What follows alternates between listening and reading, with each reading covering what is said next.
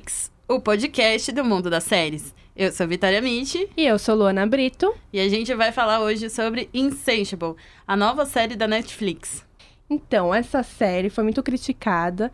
Algumas pessoas gostaram muito da série, outras pessoas não gostaram tanto assim, pelo fato dela tratar a gordofobia de um jeito meio estranho, não é mesmo? Errado. Meio errado.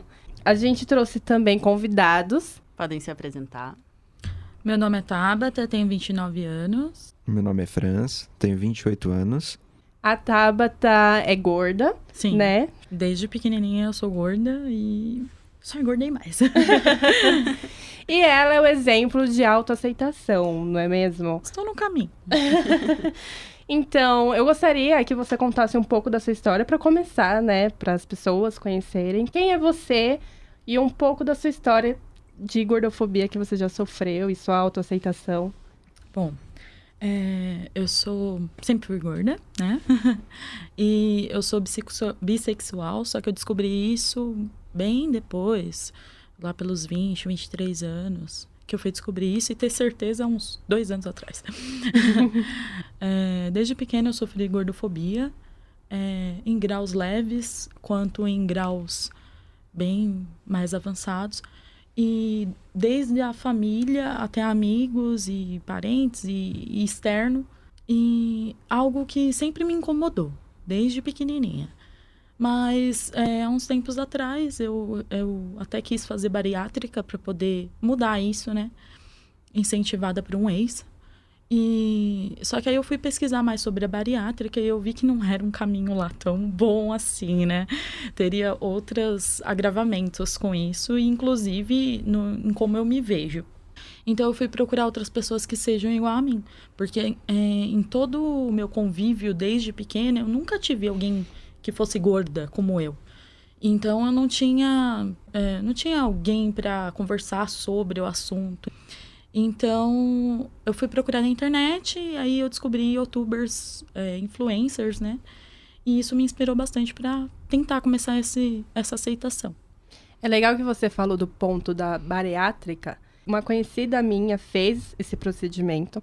Ela conseguiu emagrecer, porém, ela não conseguiu regular a alimentação dela. Ou seja, ela continuou comendo o que ela comia antes de fazer a cirurgia. E com isso acabou dando um problema e ela chegou até a falecer. Sério, pesado. Bem pesado. Bem pesado. Então, realmente, né? Ainda bem que você não fez.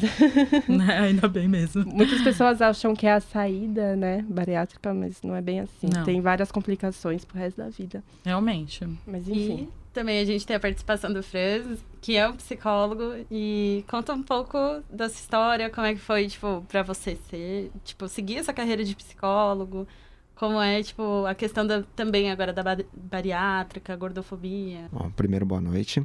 Boa noite. Obrigado por ter me convidado. Fiquei bastante agradecido. Minha carreira na psicologia, inicialmente eu comecei a minha carreira profissional em design. Então, é meio diferente. Não tem nada a ver em relação à psicologia. Mas eu dei início, concluí. Depois disso, eu não consegui, assim, como que se diz? Uma linha de trabalhos que me mantivesse, que me deixasse estável no mercado. E aí, vendo essa situação no mercado, como que funcionava trabalhos e tudo mais, eu optei em seguir a carreira da minha mãe. Então, ou seja, eu tenho a influência em casa, paterno. Ela já tem uma clínica própria e aí eu decidi, por influência dela, falei, não, eu vou seguir a carreira em parceria. E aí, conversei com ela, a gente se acertou, o financeiro estava um pouco complicado, mas ela falou que arcaria com esse tipo de situação para mim ficar tranquilo. Então, eu comecei na faculdade.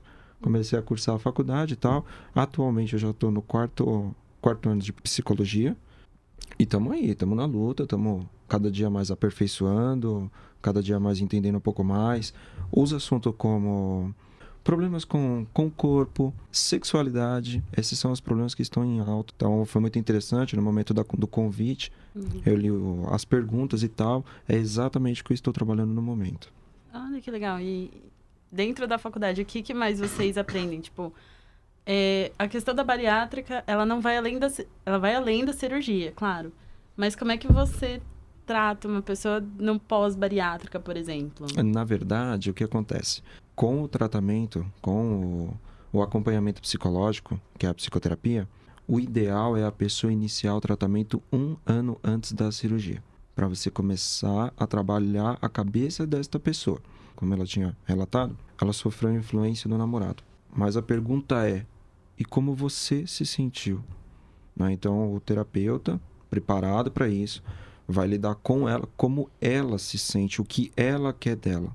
E a partir daí, a partir desse ano, quando eu estiver completando os 12 meses, se realmente ela estiver decidida, o tratamento é feito. É feita a cirurgia bariátrica e pós isso, ainda tem mais 2 anos de tratamento, que é o pós. O problema nem sempre é o antes, é o pós. Porque ela pode mudar muito a cabeça conforme o seriado. Ela pode começar a criar situações, ela pode começar a pensar coisas fantasiosas. Nossa, muito pesado. Muito. Socorro. Então, eu gostaria de perguntar para Tabata qual é a opinião dela sobre o seriado, em que parte o seriado errou, se acertou, enfim, qual a sua opinião, como eles tratam as questões Sexuais, de gordofobia. Até, tipo, que nem a gente vê muito assim. Dentro da série, a Perry, ela emagrece por conta de um acidente. Que, na verdade, ela leva um soco. E aí, depois disso, ela fala, não, o mundo agora tá lindo, agora todo mundo me aceita. Como é que foi ver isso? Então, a série em si, primeiro que ela já teve uma repercussão, antes de lançar, ela já teve uma repercussão enorme, principalmente nos Estados Unidos. Então, tinha muitas influencers gordas, né?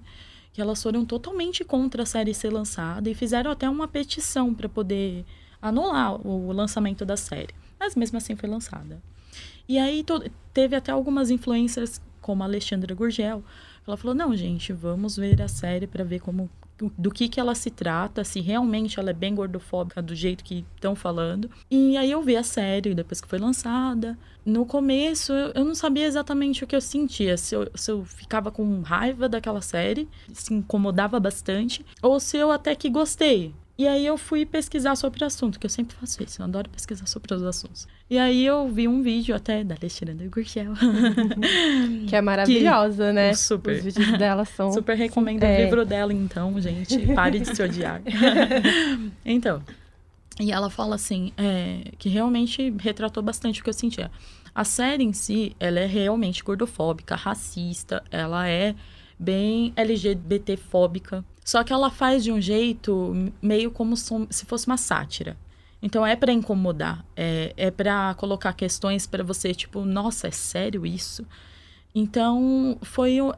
aí, por isso que você fala até que tem gente que gostou, porque realmente coloca muitas coisas em questões. E teve gente que odiou porque é um gatilho. Tem muita adolescente que vê uma série daquela, vai falar assim, então eu vou, sei lá, sofrer um acidente. Lembrando que, né, já te interrompendo, muita gente não tem acesso à informação como a gente tem. A gente está numa bolha, que nem, né? Eu faço rádio, TV, comunicação, você também mais de comunicação, ele é psicólogo. Então, a gente tem meio que acesso à informação que a série é pra cutucar. Mas tem gente que não, tem gente que assiste a série e, querendo ou não, acha que aquilo é o certo. Sim. E acaba influenciando isso também, né? Exatamente. Então, de início, ela incomodou bastante, mas você vê que realmente tem questões que é bom ser trabalhada na sociedade. Só que é como você disse, né? Geralmente é para quem tem acesso às informações. Né? E na sua visão, França, o que a série, ela, tipo, errou, o que ela acertou, o que ela poderia ter trabalhado um pouco mais? Na verdade, não tem erro ou acerto, né? Na verdade, eu enxergo como subjetivo. Né? A pessoa, ela tem a subjetividade e enxerga o que mais está afetando no momento de cada pessoa. Então, cada um está tendo uma sensação e vai ver a série e repercutir para ela daquela sensação, daquele momento que ela está passando. Em relação à homofobia, em relação... a série mostra, a série espeta, né? Retrata bem, mas o que eu mais acredito é que o ideal seria estar de mente aberta para você assistir, para você entender o que está acontecendo no mundo hoje, além do movimento LGBT, além de problemas que estão acontecendo em relação a sobrepeso, bullying, todas essas situações tem sim que estar de cabeça aberta. Se vier com um estereótipo já muito fechado, muito narcisista, fica complicado mesmo falar sobre isso, né? Você tem que, de todos os lados, você tem que ter abertura para poder ter mudança. E que nem a Tabata falou uma coisa muito importante, que é essa descoberta de ser homo ou hétero, né? Que nem no caso dela, ela é bi, ok. Mas dentro da série a gente tem a personagem Nani, que ela vai se descobrindo lésbica. Só que muitos pais não aceitam, eles são totalmente contra, leva pro psicólogo. Como é, tipo, receber esses casos de, tipo, mãe falando, não, a minha filha não tem que ser assim, ela tem que ser assado? Na verdade, o que acontece? Nós temos crises de gerações. São chamadas de personalidades, né? Aquela geração X, Y, Z.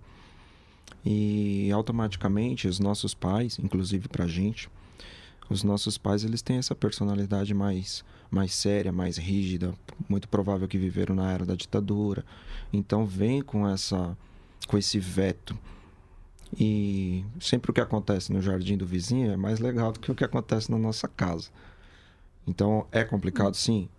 Melhor a se tomar acompanhamento terapêutico para ambos, tanto para a pessoa que está se declarando, se está se assumindo, está se entendendo, quanto para os pais. Por mesmo que não aceite, meu pai não aceite, mas que ele entenda e compreenda. E como foi pra você, Tabata? Me assumir bi? Isso. Não foi tão difícil. Eu sempre fui uma pessoa com uma personalidade bastante forte. Então, desde os meus 18 anos, eu sempre basicamente fiz o que eu quis. E ninguém tinha a ver com isso. Inclusive as pessoas fora disso, quanto as pessoas da minha família. Eu também tive uma crise de identidade, pode-se dizer. Porque eu não sabia que eu era bi. Porque como eu gostava de homem, então não me incomodava. Tipo, não ficar com mulher. Eu também não me sentia lá muito atraída. Eu achava as mulheres bonitas, só que nada que... eu quero pegar. Mas... Aí depois de um tempo que eu comecei a trabalhar com call center, que eu conheci pessoas LGBTs, que aí eu comecei a abrir um espaço na minha mente para isso. E aí eu fui conhecendo, eu falei, não, qual o problema de beijar, né?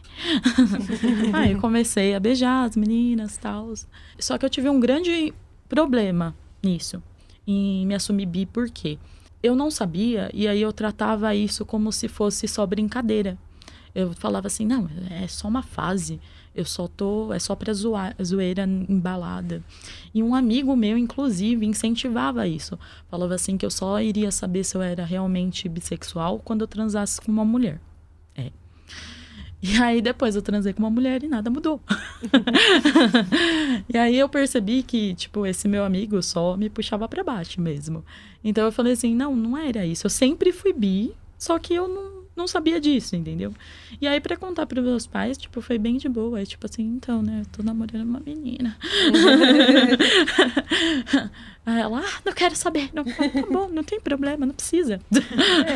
Então, não teve muitos agravamentos. Mas, na família, assim, tem gente que meio, tipo, parente, me olha meio torto, mas é parente, então não faz... O que me importa é meus pais. Eles me aceitando do jeito que sou... Tá ótimo. Isso é maravilhoso, né? Muito. E a série mostra exatamente isso, né? A aceitação do pai da Nani. Ele fala, tipo, ok, a minha filha é lésbica. E, tipo, pra ele tá tudo bem, Na verdade, né? ele já sabia, né? É como se não fosse uma novidade nenhuma pra ele. Tipo, tá, legal. É isso que você tem pra me contar? Não é por nada, mas com a minha mãe foi exatamente assim. Sério? Nossa. Ele dá Não, liberdade, né? Ele dá aquela liberdade dela poder se expressar e o momento que ela se sentiu segura, ela fala. Meio que foi impulsionada, né? Então, ela se sente num momento propício, fala e dá pra perceber que a reação dele não é espantosa. Ele já... Tudo bem. Não precisou falar, mas o olhar era tudo bem. Uma coisa também muito interessante que acontece na série é o tutor da Perry, né? Que ele é bissexual, porém ele não sabe, pelo menos no início da série, ele meio que tenta fugir disso. Aí, no final, quando ele se descobre bissexual e ele quer ter os dois, ele não consegue os dois. E isso meio que acaba, pelo menos a série deixa, né, claro, que acaba justificando ele querer sempre mais, A ele ser compulsão. obcecado pelos concursos de Misses. Aí eu gostaria de saber se tem alguma coisa que explica Essa compulsão dele. exatamente. Na verdade, o que acontece? Ele meio que dá uma sublimada, né? Ele passa um pouco por cima disso e foca muito em ser o ganhador do Miss. Também leva um tempo. Ele também precisava de um tempo até entender o que estava acontecendo com ele. Até ele conseguir perceber e se expressar. Quando aconteceu, ele ainda tem um pouco de negação devido às representações sociais. Ele ainda fica meio, uau, não é possível que isso está acontecendo. Será que rolou mesmo? Mentira. Não, foi sem querer. Foi uma brincadeira. Então ele fica meio assim. E o maior dano psíquico é ter que expressar isso para a sociedade. Além do mais, eles tinham muito... Ele trouxe a esposa para ser a High Society. Como que eles iam falar no meio da High Society que ele era gay? Primeiro que a filha dele já estava no Afeganistão. O filho era o bambambam da escola. E aí, de repente, ele se assume nesse contexto, nesse pessoal que eles comentam, que eles falam. Então, é um pouco complicado, sim. Dá um pezinho atrás, mas é natural. É o tempo dele para ele conseguir se expressar. E assim, a gente entende que o Bob ele tem uma certa frustração de não ter ganho esses concursos, né? Então, essa compulsão também vem dessa frustração?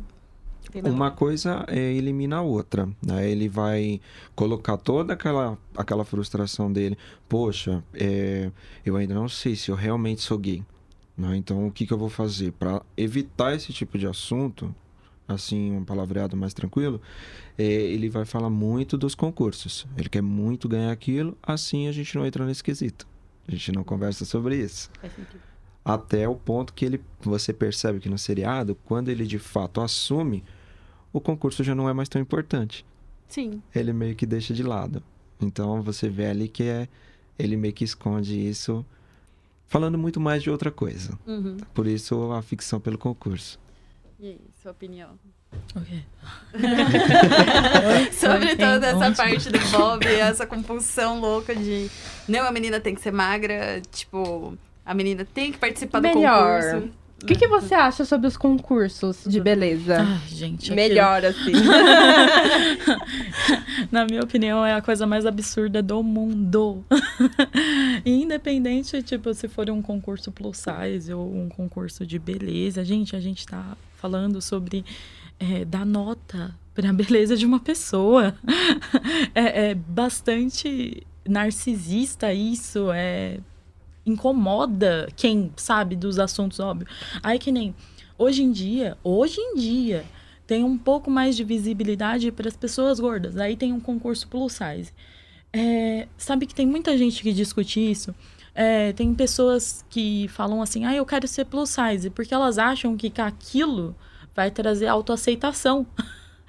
Só que não traz, porque é muita exigência, mesmo no plus size. Você tem que pesar aquilo, você não pode ser muito gorda. Se você for muito gorda, você deixa de conseguir alguns trabalhos. Então, é muita cobrança pra nada. Tudo que é competitividade é ruim, né? Exatamente, ainda mais quando se trata do ser humano. Você tá querendo dar nota pra uma coisa que não deveria ter nota. Sim, não é uma coisa que você faz, e sim uma coisa que você é. Sim. Então é muito complicado, Exatamente. né? Diferente. Então eu acho absurdo. Eu, como já trabalhei muito como modelo, né? Ia pra castings. É horrível. Você fica olhando outra menina passa e você fica... E se sente mal mesmo. Todas as pessoas que iam em seleção e não passavam se sentiam horrível mesmo. É uma coisa... Porque é aquele negócio também, tipo, a mídia sempre põe essa pressão de, tipo, não, você tem que ser loira, você tem que ser branca, você tem que ter o olho azul, sei lá. Só que a gente sabe que o padrão brasileiro não é esse. Não só o padrão brasileiro, o padrão mundial. Porque se você parar pra pensar, eu não sei exatamente qual que é o número de habitantes que nós temos. Porém, quem tem mais? Qual que é a prevalência? Pessoas com o corpo fitness ou pessoas obesas? Beleza. Assim, o americano, se você for ver, ele realmente ele é gordo. Então, a vida deles, por ser muito corrida, é muito fast food. E fast food a gente sabe que tem a tendência de engordar, de criar massa. E eu fico, tipo, sem saber o que fazer, porque a mídia tenta implantar isso o tempo inteiro, né? De repente você vê, que nem ela comentou, você passa, a menina passa na sua frente, ela é mais bonita, ela é perfeita, ela é... Como assim? Ela é a diferente. Essa menina é fora do contexto. Mas tem que ver também que nem sempre magreza quer dizer saúde. Saúde, correto. Assim como ser gordo não é que, tipo, a saúde tá prejudicada. Não, a gente vê um monte de gordos que são extremamente saudáveis e a gente vê magros extremamente doentes. Exatamente. Não, a gente Nossa, teve um caso que uma menina, ela passou mal em uma seleção porque ela não tava comendo. Aí eu fiquei, nossa, pelo amor de Deus. Chega nesse nível. Não, é loucura se parar de comer. Então, Tabata, ontem eu tava navegando, né, no Instagram, e eu vi o seu stories, você falando, indignado, o que aconteceu com você. E eu gostaria que você falasse um pouco da sua experiência, que foi má, né, e falasse um pouco como que foi. Então, gordofobia, todo mundo acha que gordofobia é mimimi. Ou que gordofobia é só relacionada a bullying. Mas gordofobia, ela se trata de falta de acesso. Então, o que que é?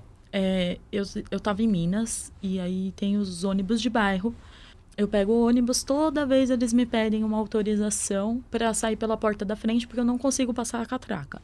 Eu até consigo, mas espremita, então eu evito. E toda vez eles me pedem essa autorização. Só que eu não fui atrás, porque eu mal saio lá. E eu também acho um absurdo você ter que ter um atestado de gorda, gente. Tipo, é nítido. Bizarro, já pensou? É bem tipo, nítido. Aqui, sou gorda. Oi, eu sou gorda. Então, mas o mais absurdo, que realmente me incomodou bastante, é que ontem foi. Eu tava indo pra cá, eu peguei o ônibus, aí quando eu tava chegando na rodoviária, eu pedi pra ele... Paguei a passagem e pedi pra ele descer na frente. Aí ele falou, não, mas você tem que passar a roleta. Eu falei assim, mas eu não consigo. Aí ele, não, mas você tem que passar. Ele começou a insistir. E aí eu falei pra ele, meu amigo, você quer que eu passe, fique entalada e te processe depois? Aí ele continuou insistindo e eu fiquei tipo, gente, é sério isso? O cara tá insistindo mesmo depois do que eu falei. Aí eu falei, olha, dá licença, eu vou sair pela frente. Aí eu saí pela frente, o motorista assustado, porque ele não tava sabendo do que tava acontecendo. Aí o cobrador falou pra ele, ela não quer passar a roleta. Eu falei, não, amigo, não é que eu não quero. É que eu não posso, eu não consigo passar a roleta. E eu não tenho essa autorização porque eu não sou daqui. Dei uma de louca. Mas, tipo assim, eu me coloquei no lugar de um turista.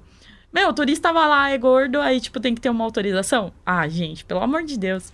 Aí eu falei pra ele, não tem essa autorização, porque eu não sou daqui, tô indo pra rodoviária pra ir pra São Paulo. E desci do ônibus indignada. Na hora eu esqueci que tinha gente no ônibus me olhando. Esqueci que tinha gente lá fora me olhando, porque eu tava muito brava. E aí eu falei pra ele, assim, olha, onde já se viu, além da gente ter que passar o constrangimento de não passar por uma roleta, a gente ainda tem que ter um atestado de gorda. Falei bem assim pra ele. Aí, tipo, ele ficou, tipo, o motorista, assim, aí, chocado, né? Aí eu falei assim, não, gente, é um absurdo. E aí eu fui indignada, aí eu tentei ligar na empresa pra poder fazer reclamação. Não consegui, porque a empresa de lá é precária. E aí eu fiz uma reclamação no Reclame Aqui e ainda vou voltar lá. Eu vou fazer questão. Mas eu fui, só concluindo, eu fui pesquisar sobre essa autorização e eu descobri que existe até aqui em São Paulo. Você precisa de uma autorização para sair pela porta da frente falando que você não consegue passar a roleta. Só que aqui em São Paulo o pessoal tem bom senso. Então eles não exigem isso, mas essa autorização existe. Tô chocada. Chocada. Então, gente. Então, eu te conheço faz muito, muito tempo, né? Você era... Desde criancinha. E eu lembro que você tentava, antigamente, se enquadrar nos padrões. Eu lembro que você fazia dieta, né? Você Dieta. tentava emagrecer. Eu tomei Você o famoso subtramina. Você não tá entendendo, eu já me droguei bastante. O que é subtramina? Tá, desde acho que da adolescência, que isso realmente começou a interferir na minha vida, que eu vi que não era igual às outras meninas. Principalmente na época. Na época, o padrão de beleza era bem menor do que é hoje. Bem menor. Então, isso era cobrado de mim o tempo todo. Em TV, revista, filme, na escola, na família, que todo mundo falava que eu tava errada. E eu nem era gorda. Não, você não era gorda, realmente. O engraçado é isso, é que hoje eu olho pra trás, eu não era gorda. Tipo, na minha opinião, óbvio. Se for pela medicina, eu era sobrepeso. Mas eu não era gorda, eu pesava o quê? 78 quilos com 1,68 m. Tava ótima. Minha estrutura é grande. Mas mesmo assim eu me senti um monstro. Nossa, eu me via no espelho como uma pessoa enorme. E isso me fez ir fazer academia. Eu odeio academia. Sério. Eu achei um esporte que eu amo, que é a natação. Mas pra mim chegar até lá foi também bem difícil, porque eu não queria me mostrar. E eu precisava usar um maiô para poder fazer uma natação, né? Mas aí então, tipo, eu fui obrigada, psicologicamente falando, a frequentar lugares que eu não queria. Então, tipo, eu não queria ir na academia, mas eu me sentia obrigada a fazer isso para tentar emagrecer. E qualquer coisinha que eu emagrecia, eu me sentia feliz. Só que não era o bastante, nunca era o bastante. E aí depois eu fui pros endócrinos, né? Grandes, né? Teve até uma endócrina bem louca. Falou que, tipo, ela me deu subtramina. É uma substância muito conhecida pelas pessoas gordas. Muito, porque todo mundo já tentou. E até por famosos, para poder perder peso bem mais rápido, sabe? Só que ela, assim, altera a sua personalidade. Tipo, você fica mais estressado, irritado com qualquer coisa. E eu já sou uma pessoa assim. Então só tipo, piorou. Deu uma potencializada. Nossa Senhora! Minha mãe nem podia me suportar. Nossa. Mas, enfim, aí eu cheguei a tomar e junto com outros remédios, que era o topiramato, que é um remédio, acho que pra... Qual que é o nome? Esqueci, mas é uma doença que, tipo, não tem nada a ver com gordo. Nossa. Misturado com uma outra substância que agora também não me vem a lembra. Eu só sei que eram 3 remédios, era manipulado e junto com subtramina. Eu emagreci 10 quilos em um mês. Nossa senhora. Nossa senhora. Mas, tipo, os efeitos colaterais, né? Exatamente. Eu emagreci 10 quilos em um mês e eu não era eu. Sério. Imagina. Eu fiquei um mês drogada. As pessoas falavam comigo e eu ficava assim, e aí? É sertralina o nome. Subtramina, e eu tomei o sertralina pra poder não dar essa alteração de humor, sabe? Uma coisa ia compensar a outra. Exatamente. E eu realmente não tive alteração de hormônio. Na verdade, eu tava super good vibes. Nossa. As pessoas brigavam na minha frente e falavam, por que vocês estão brigando? Mas o nível era tão grande que eu chegava em casa à noite, eu não comia nada. Eu não sentia fome, eu só comia por obrigação. E quando você viu que, tipo, não dá mais, emagrecer não tá dando certo, né? Tá me afetando. E você decidiu se autoaceitar, assim. Então, foi depois da bariátrica que eu quis fazer. Eu fui atrás da bariátrica, aí eu fui e comecei a fazer, tipo, as pesquisas. Aí eu comecei até chegar a fazer os exames. Esse 1 ano que ele falou que você tem que fazer o acompanhamento psicológico, eu até comecei a chegar a fazer, mas não totalmente. Só que aí eu fui pesquisar as outras pessoas que tinham feito bariátrica, porque, como eu disse, eu adoro pesquisar. Mas tá certa. Então. E aí eu vi que não era aquele mundo maravilhoso. Então, tipo assim, as pessoas, elas ficavam muito, sei lá, depressivas. Porque elas não podiam mais comer tudo o que elas queriam. Elas se olhavam no espelho e viam outra pessoa. Elas, muitas vezes, dependendo do grau da pessoa de gorda, né? Elas muitas vezes tinham pele sobrando. E isso é muito pior do que você ser gorda. Então, tipo assim, eu falei, eu não quero passar por tudo isso. E vai ser, tipo, bem pior do que eu continuar do jeito que eu sou. Aí eu fui pesquisar outras pessoas que, tipo, se aceitam. Eu falei assim, não é possível que eu sou a única. Aí eu fui pesquisar. Aí foi quando eu conheci... Primeiro eu comecei pela Mandy Candy, eu não sei se vocês conhecem. Ela é uma trans, ela não é gorda. Ela, tipo, fofinha. Fofinha, assim, porque ela é pouco gorda, né? Bem pouco. Uhum. Hoje ela nem é. Mas, enfim. Eu conheci ela, aí ela falava sobre a aceitação dela como trans e, tipo, como todas as pessoas têm que se aceitar. Depois eu conheci a Ju Romano, que ela é gorda. E ela sempre se aceitou. E nunca teve problema com isso.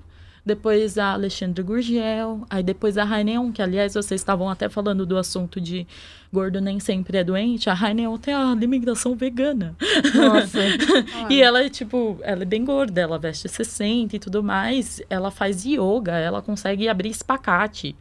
Tipo, chocante. Então, foi quando eu comecei falei assim, vou tentar fazer isso. E aí eu comecei a melhorar bastante a minha visão. Tanto quanto a mim, quanto com os outros. Porque eu também era muito preconceituosa. Então, eu olhava para as pessoas gordas e falava, não vou ficar, é feio. Nossa. Hoje eu já olho assim, não, é um cara legal, é bonito, cara. Vou ficar. E você tem que ver que no grupo, sempre que você chega num grupo, tem um gordinho. Sempre. E não é legal o grupo se não tiver o gordinho. Não tem graça. Ó o alvo de bullying. Tô vendo, hein, ó. Mas falando de bullying também, a gente percebe que nem eu também sempre sofri muito bullying por conta de peso, de roupa, todas essas coisas. Então, 14 anos da minha vida foi com bullying. Por quê? Porque você é gorda, porque você não consegue emagrecer. Inclusive, o colégio que eu estudava, eles falavam, por que você não vai num psicólogo, tal, não sei o quê. Só que eu ficava, tipo, o que eu vou falar pro psicólogo? Que o pessoal me zoa. Então, eu não ia. Até hoje, na minha cabeça, eu fico, tipo, o que eu falo? E como é que ele vai resolver meu problema? O primeiro impasse é você não falar. Como integrante desse sistema bullying, você está sendo a vítima. E você não falar é o principal motivo de não conseguir solucionar o problema, porque teoricamente não sabe. Em tese, quem está fora daquele ambiente onde está sendo praticado o bullying não está sabendo o que você está passando. Então é por isso que a pessoa ela começa a se deprimir, ela começa a procurar recursos, ela quer sair daquele problema, mas o que ela tem de mais potente ela não usa, que é a fala. Né? E o que acontece? O bullying normalmente ele é praticado por pessoas mais velhas, em relação ao colégio, sempre é o mais velho, o mais forte, o bombadinho, e por aí vai. O estrela, e ele vai sim pegar, vai chamar de bichete, é o bicho, qualquer, dão N nomes para conseguir alguém para ficar. De fato, o bullying nada mais é do que algum sofrimento que ele está tendo em casa, né, para quem comete o bullying. Então, ele tem alguma coisa em casa que o afeta e como ele não consegue se ver naquela situação, ele tem que descontar em alguém. Automaticamente é alguém que normalmente é o mais magrinho, é o mais indefeso, é o menor. Começa pelo visual, estaturas e por aí vai. Agora, o que também é muito importante frisar, no bullying tem três pessoas, que na verdade tem 3 tipos que participam. É quem comete o bullying, quem sofre o bullying e quem assiste o bullying. Porque você é conivente. Por que você não fala? Por que você não impede quem está bullyingando? Então, é uma situação a ser tratada. Tem sim que falar. A melhor opção para solucionar o bullying é falando. É o que a gente tem, é o que a gente usa, é a fala. Só falar. Então, a única escapatória assim, que eu vi na época de colégio era minha prima. Porque ela era sempre minha melhor amiga, ela quem, tipo, sempre me aceitou, dependente de como eu era. Então, eu conversava, falava, mano, eu não tô gostando, eu não tô isso. E ela falava também, por que você não vai conversar com um psicólogo? Eu falei, cara, não sei.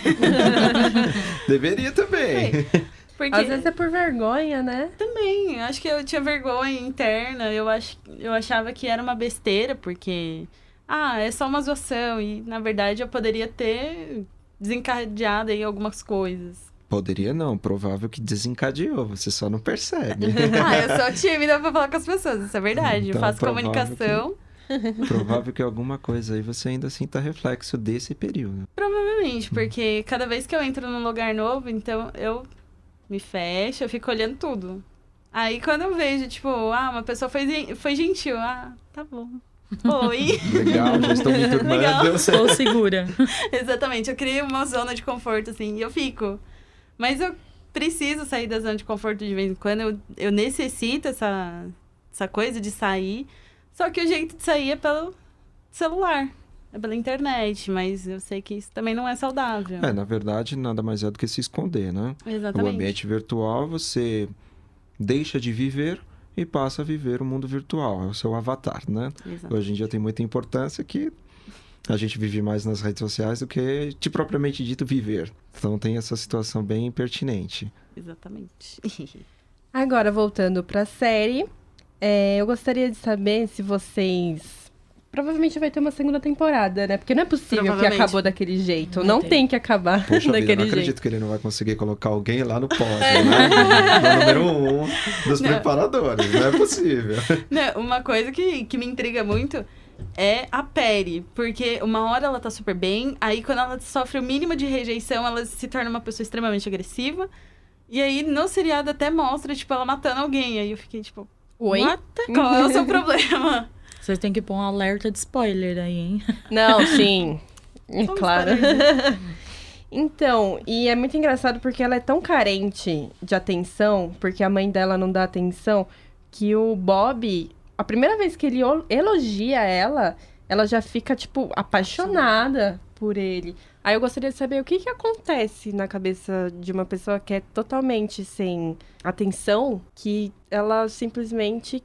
Ela cria, É, né? exatamente. Ela Ela cria esse cria um mundo- laço tão forte com uma pessoa que nem... É Toda, perigoso, na verdade, toda isso. criança tem que ter orientação. Então, inicialmente, ela já não tem. Ela já não tem o pai.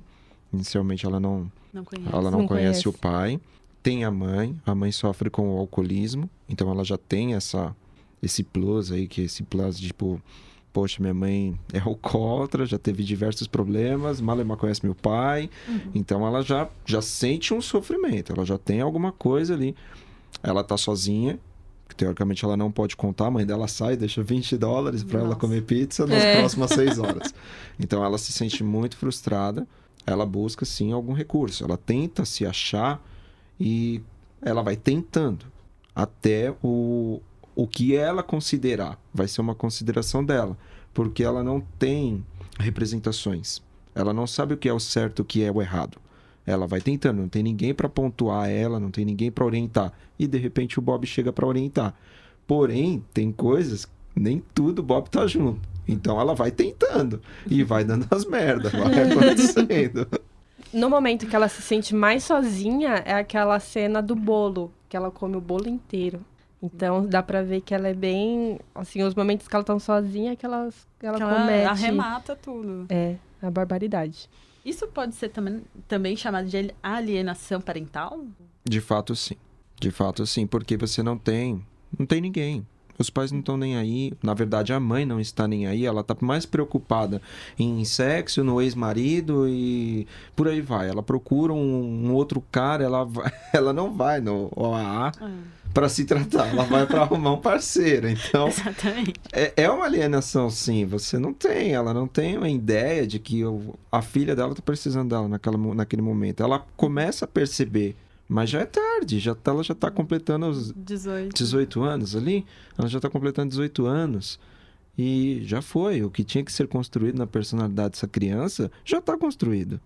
Então, considerações finais da série, Tabata. Boa ou ruim, você recomendaria ou não?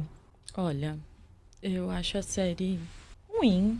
Só que seria uma série bastante interessante para as pessoas verem o que realmente acontece na vida, porque tudo aquilo acontece, tirando as partes loucas de ela estar grávida de um demônio. Não, eu achei que essa Mas- parte do filme foi a pior, né? Porque fugiu totalmente da Total, série. Eu acho que eles viajaram viajaram demais. É. Mas é uma série muito boa, porque ela coloca. Tipo assim, boa pra assistir, tá, gente? Não é uma série legal.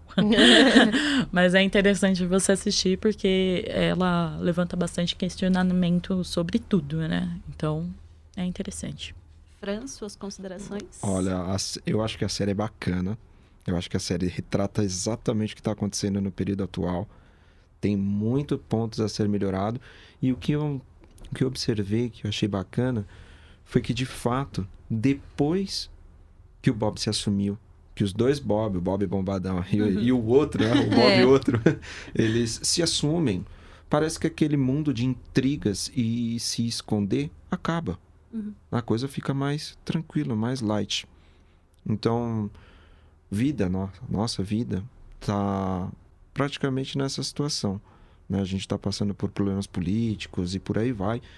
E ali mostra que, às vezes, se mostrar ser o eu é o melhor a se fazer. Não ficar vivendo o avatar. Né? Então, Fica a dica aí. eu acho que é muito bom, sim. A série explora bem. E aí, gente, então pra quem tá ouvindo a gente, a série se chama Insatiable. Ela tem 10 episódios, né? Acho que são 12. 14. São 12 episódios de mais ou menos 40, 30 minutos. E é rapidinho de assistir, vale a pena em termos. Tem lá seus lados Não, ruins. vale a pena assistir. Se você Vale a não pena assistiu, aqui pra quem eu... não tem gatilho, né? Exatamente. Porque quem tem já é um negócio ruim. É verdade, gente. Sempre toma cuidado com os gatilhos, que nem uma outra série aí, né? Sim. Então, esse foi o Flix, o podcast do mundo das séries. E a gente tem as considerações finais da Tabata e do Franz. Podem falar. Muito obrigada por ter sido convidada. Gostei bastante de falar sobre o assunto e achei muito bacana vocês pesquisarem sobre, enfim. Obrigada. A gente que agradece. Obrigado a vocês. Obrigado pela participação, pelo convite. Se precisar, eu estou à disposição. Muito É obrigada. isso. E o próximo Flix, a gente vai falar sobre 30 Reasons Why. Os Falei 13 certo. porquês. Que é bem Exato. polêmico, cheio de gatilhos, gente. Cuidado. E é isso, gente. Beijo na bunda. E é nóis. Tchau!